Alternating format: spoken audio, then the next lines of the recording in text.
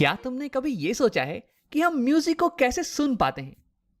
अब तुम कहोगे कि राम, मेरा मोबाइल या फिर मेरा लैपटॉप ये साउंड को क्रिएट करता है और ऐसे ही मैं इस साउंड को सुन पाता हूं। लेकिन यहां पे बहुत कुछ और भी हो रहा है। देखो, एक स्पीकर ये बस अपने पास में रखी हुई एयर मॉलिक्यूल्स को आगे पीछे मूव करवाता है, इसे वाइब्रेट करवाता है, और फिर ये एयर मॉलिक्यूल्स ये अपने आगे वाली एयर मॉलिक्यूल को वाइब्रेट करवाती है, और ऐसे ही करते करते सारी मॉलिक्यूल की लेयर्स ये वाइब्रेट करने लगती हैं।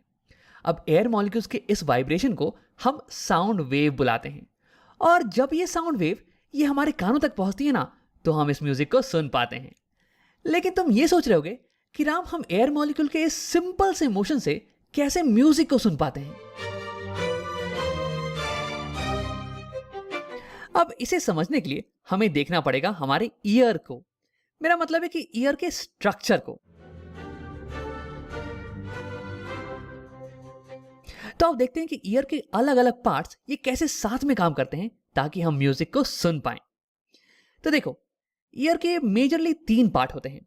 ये बाहरी हिस्सा, इसे हम बुलाते हैं आउटर ईयर।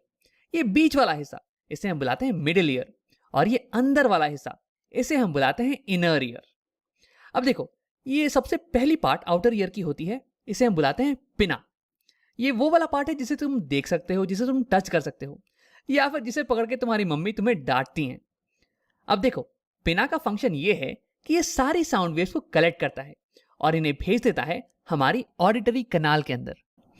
अब साउंड वेव्स इस चैनल के थ्रू जाती हैं और फिर हिट करती हैं हमारे ईयर ड्रम को। देखो, ये इसे मैंने ग्रीन कलर से दिखा रखा है, लेकिन असल में ये ग्रीन कलर का होता नहीं है, ठीक है। अब देखो, इसे हम ईयर ड्रम इसलिए बुलाते हैं ना, क्योंकि ये एक ड्रम की स्किन की तरह होता है, ड्रम की ऊपर वाली लेयर की तरह। मतलब कि ईयर ड्रम ये एक ट्रांसपेरेंट लेयर है और ये बहुत ही सेंसिटिव है वाइब्रेशन की। हल्की सी मोशन होगी ना, तो ये ईयर ड्रम वाइब्रेट करने लगेगा। यानी कि जब एयर मॉलिक्यूल्स ऑडिटरी कनाल के अंदर वाइब्रेट करते हैं और फिर ईयर ड्रम को स्ट्राइक करते हैं ना, तो फिर ईयर ड्रम ये भी वाइब्रेट करने लगता है।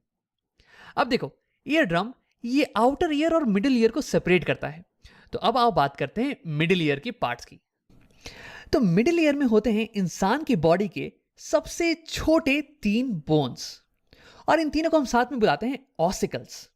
और इनके खुद के भी बड़े ही फैंसी नाम हैं। पहले वाले को हम बुलाते हैं मैलियस, दूसरे को इंकस, तीसरे को स्टेपीस।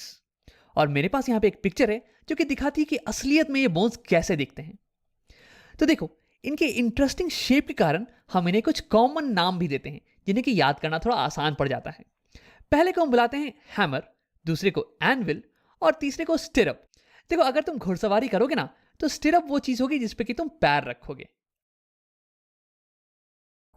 अब देखो, जब ईयर ड्रम वाइब्रेट करता है तो इसके साथ साथ ऑसिकल्स ये भी वाइब्रेट करने लगते हैं।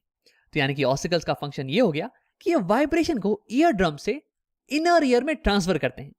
लेकिन केवल यही इनका मेन फंक्शन नहीं हो गया। देखो, ये साउंड वेव्स की प्रेशर को एम्पलीफाई करके, इंक्रीज करके इनर ईयर में ट्रांसफर करते हैं। अब तुम ये सोच रहे होगे, यार यहां पे वाइब्रेशन प्रेशर को इंक्रीज करने की क्या जरूरत पड़ गई? तो देखो, इनर ईयर में होता है एक लिक्विड, ना कि एयर। और तो यानी कि यहां पे वाइब्रेशंस को हमें एक लिक्विड के अंदर ट्रांसफर करना है, ना कि एयर के अंदर। और तुम्हें अंदाजा होगा कि यार एक लिक्विड को वाइब्रेट करवाना ये थोड़ा मुश्किल काम होने वाला है कंपेयर टू एयर को वाइब्रेट करवाने से। तुमने ये खुद भी देख रखा होगा कि तुम आसानी से एयर में अपने हाथ को हिला पाते हो, लेकिन अगर वही तुम एक स्विमिंग पूल के अंदर हो तो पानी के अंदर हाथ को हिलाना ये थोड़ा मुश्किल हो जाता है। तो क्योंकि हमें यहाँ पे एक लिक्विड को वाइब्रेट करवाना है, इसलिए हमें यहाँ पे एक हायर प्रेशर की जरूरत होने वाली है, और यही करने में मदद करती है हमारी ऑसिकल्स। इनफैक्ट ऑसिकल्स ये प्रेशर को 20 गुना तक बढ़ा सकती हैं। अब तुम ये सोच रहोगे, राम ऐसा कैसे हो पाता है? तो देखो, ऐसा होता है ऑसिकल्स की स्ट्रक्चर के कारण। तो देखो, यहाँ स्टेपीज का एरिया ये बहुत ही छोटा है कंपेयर टू ईयर ड्रम के एरिया से। तो जब फोर्स ये ट्रांसमिट होता है from ear drum to stapes, तो ये कॉन्सेंट्रेट होता चला जाता है एक छोटे एरिया पे। और तुम्हें पता होगा कि जब सेम फोर्स ये एक छोटे एरिया में कॉन्सेंट्रेट हो, तो यानी कि प्रेशर ये इंक्रीज होता चला जाएगा। क्योंकि देखो, प्रेशर होता है फोर्स बाय एरिया, और अगर एरिया छोटा हो जाए तो यानी कि प्रेशर ये बड़ा हो जाने वाला है।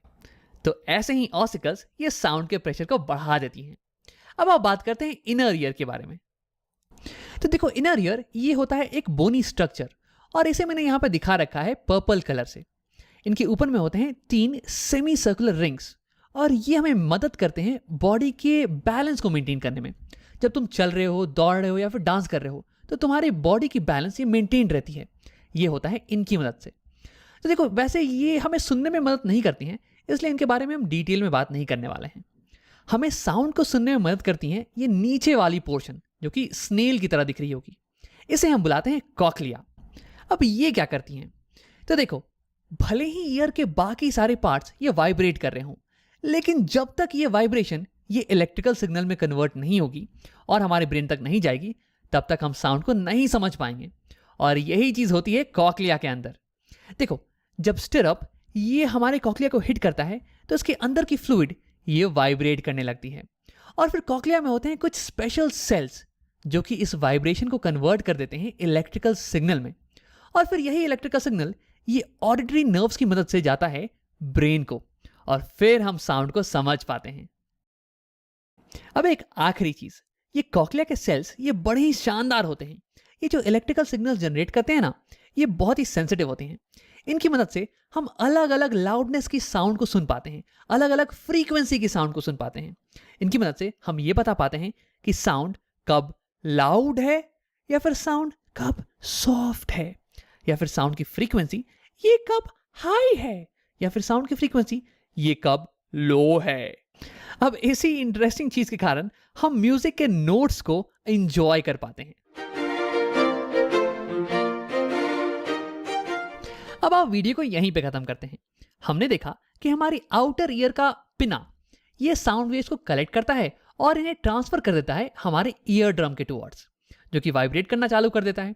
और इसके कारण ये 3 बोन्स ऑफ ऑसिकल्स ये भी वाइब्रेट करने लगते हैं और ये साउंड को एम्पलीफाई करके कॉक्लिया में ट्रांसफर कर देते हैं। अब देखो, कॉक्लिया में होते हैं कुछ स्पेशल सेल्स जो कि इस वाइब्रेशन को इलेक्ट्रिकल सिग्नल में कन्वर्ट करते हैं, जो कि जाता है हमारे ब्रेन के पास और फिर हम साउंड को समझ पाते हैं। अब मैं यहाँ पे ईयर की कितनी भी बड़ाई करूं तो कम है।